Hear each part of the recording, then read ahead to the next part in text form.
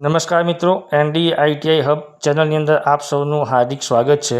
હમણાં જ આપણું NCVTનું રિઝલ્ટ આવી ગયું છે. તો આ રિઝલ્ટની અંદર આપણું જે આ સ્ટેટસ બતાવે છે એનો અર્થ શું થાય એ આપણે આ વિડીયોની અંદર જોઈશું.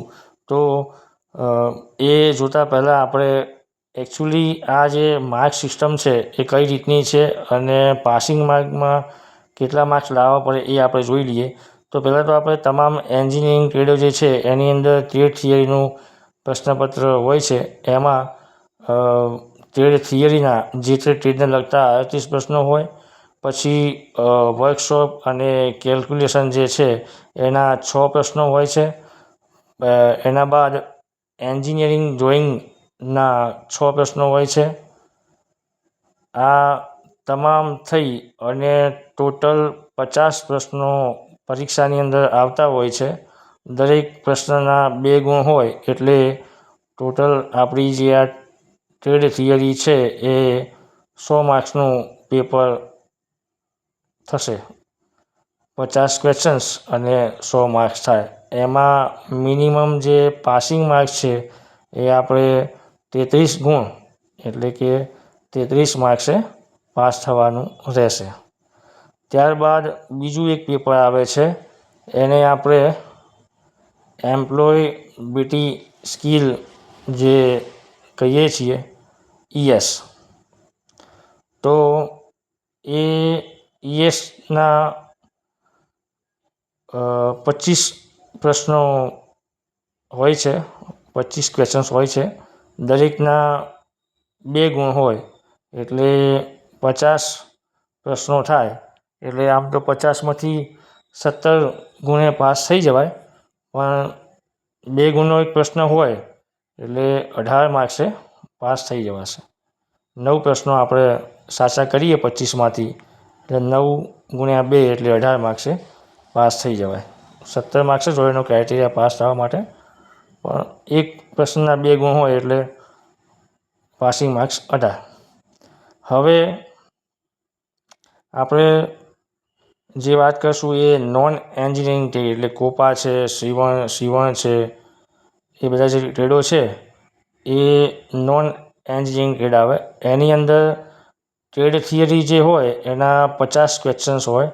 એમાં વર્કશોપ કેલ્ક્યુલેશન અને એન્જિનિયરિંગ ડ્રોઈંગ આવતું નથી. એટલે 50 પ્રશ્નો, એના 100 ગુણ અને એમાં પણ પાસ થવા માટે 33 માર્ક્સ એ આવશ્યક છે. એ રીતે એમ્પ્લોયબિલિટી સ્કિલની અંદર પણ એની અંદર 25 ક્વેશ્ચન્સ હોય. એના દરેક પ્રશ્નના 2 ગુણ એટલે ટોટલ માર્ક્સ એના 50 થાય. અને એમાં પણ પાસિંગ માર્ક્સ આપણે જેમ અગાઉ વાત કરી એમ 18 માર્ક્સ, 17 માર્ક્સ એ પાસ થવાય. હવે આ બધી આપણે જે આ વાત કરીએ છીએ એન્જિનિયરિંગ ટ્રેડ, નોન એન્જિનિયરિંગ ટ્રેડની, એ આ વાત થઈ ગઈ. હવે રિઝલ્ટ આપણે જોવાનું આવશે. તો રિઝલ્ટની અંદર પાસ લખેલું આવે તો કોઈ પ્રશ્ન છે નહીં, પણ રિઝલ્ટની અંદર આપણે બેક અથવા ફેલ અથવા આવું કોઈ તમને જોવા મળે તો શું? બેક હોય, ફેલ હોય, અથવા એની અંદર લખેલું હશે કે આપણે સ્ટેટસ એવું લખેલું હોય કે પ્રમોટેડ વિથ બેક. એનો મતલબ એવું થાય, થિયરી હોય તો થિયરી, ES હોય તો ES, થિયરી ES બંને હોય તો બંને. તો એનો મતલબ એવું થાય કે તમે 2 વર્ષનો જો કોઈ કોર્સ છે અને તમે પહેલા વર્ષમાં ESમાં, થિયરીમાં કે ગમે તેમાં ફેલ થયા છો, તો તમને બીજા વર્ષમાં જવા દેવામાં આવે છે, પણ તમારા સ્ટેટસની અંદર એવું લખેલું આવશે પ્રમોટેડ વિથ બેક, એટલે કે તમે આ વિષયની અંદર ફેલ થયા છો. એટલે તમારે એની પરીક્ષા આપવાની રહેશે, જેને આપણે સપ્લિમેન્ટરી એક્ઝામ કહીશું. બરાબર?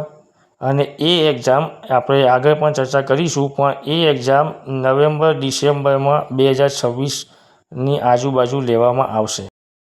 હવે તમે થિયરી અથવા એમ્પ્લોયબિલિટી સ્કિલમાં ફેલ છો અને સ્ટેટસની અંદર એબસન્ટ, અને તમે એક્ઝામની અંદર પ્રેઝન્ટ છો અથવા પ્રેક્ટિકલની એક્ઝામ આપી છે અને પ્રેક્ટિકલની એક્ઝામની અંદર તમે એબસન્ટ બતાવે છો અને તમે એક્ઝામની અંદર પ્રેઝન્ટ છો, તો એના માટે તાલીમાર્થી મિત્રો આપણે ગ્રીવિયન્સ કરવાનું રહેશે. આ ગ્રીવિયન્સ માટે તમારે નજીકની નોડલ ITI જે હોય ત્યાં તમારા આધાર પુરાવા રજૂ કરી અને તમારા ઇન્સ્ટ્રક્ટરને જાણ કરી અને જે પણ તમારી એટેન્ડન્સ શીટ છે એ એટેન્ડન્સ શીટ રજૂ કરવાની રહેશે. તેમજ આ જે વાત થઈ એ ગ્રીવિયન્સની વાત હતી. ત્યારબાદ હવે આપણે જે તાલીમાર્થી મિત્રોને ફેલ થયા છે, બેક આવી છે, એ લોકોની સપ્લિમેન્ટરી એક્ઝામ આવનારા નવેમ્બર-ડિસેમ્બર 2026 આજુબાજુ સંભવિત છે. તો જે પણ તાલીમાર્થીઓ ફેલ થયા છે એને 2026 નવેમ્બર-ડિસેમ્બર આજુબાજુ તૈયારી રાખવી ફરીથી પરીક્ષા આપવા માટેની. તો તાલીમાર્થી મિત્રો, આ વિડીયો કેવો લાગ્યો એ કમેન્ટ બોક્સમાં જરૂર કમેન્ટ કરજો અને આવાના આવા વિડીયો જોવા માટે ND ITI હબ ચેનલ પર બન્યા રહેજો. જય હિન્દ, જય ભારત.